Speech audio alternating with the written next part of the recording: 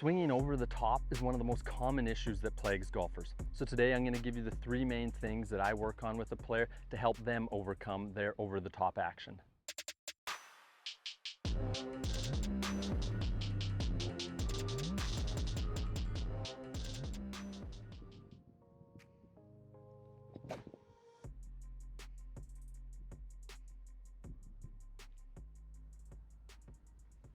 So swinging over the top essentially is us getting that club head to move over that nice swing plane and at the ball getting cutting across it. So there's a few things that I like to kind of work on this.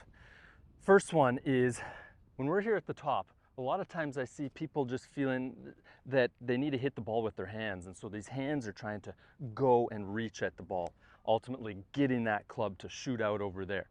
The only way they kind of fix that now is to kind of stand up, early extend, try to make good contact to compensate. So number one is I'm going to try to get them to get this sensation that these hands ultimately should be starting downwards with body rotation.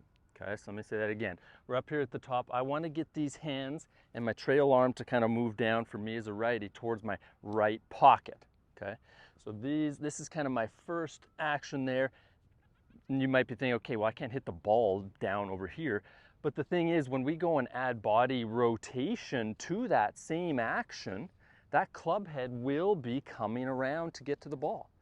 Okay, but we need to get more of this as opposed to going and reaching the ball. Reaching to the ball, it never works out.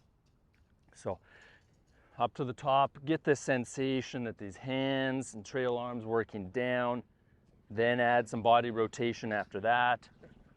Okay, now second one that I'm going to be doing, players, we're up here and maybe they are bringing these hands down. Okay, but this club head, for a couple reasons, still kind of going and shooting out, maybe getting in over that swing plane, cutting across. So what I want to be feeling is, in the downswing, I need to have this sensation that the back of my lead shoulder is facing towards the target longer, right? Essentially pointing our back to the target longer, okay, as opposed to kind of opening those shoulders up, facing towards the target, getting that club head to move out over the plane. So when I start down, trying to resist this lead shoulder from opening, try to feel like bringing those hands down with that shoulder closed. The other sensation that goes with that is focusing on the midsection of the body here, and that's trying to push towards the target, not the shoulder. The shoulder's kind of leading the way, going out over the top like that. I want this midsection to be pushing towards the target. Again, that's another feeling that'll help drop these hands and this club down. So for the second one, we're up here. This midsection's moving towards the target, holding the back of that lead shoulder back as long as possible. You can see that with that, it's really hard to get over the top from that position.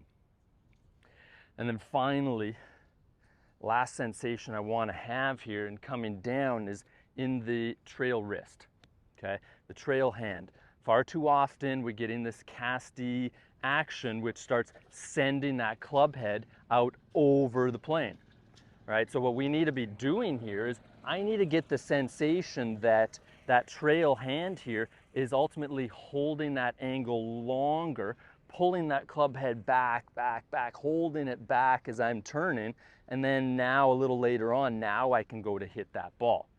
Okay, so again, far too often people are just throwing that out too soon, which throws that club over the top.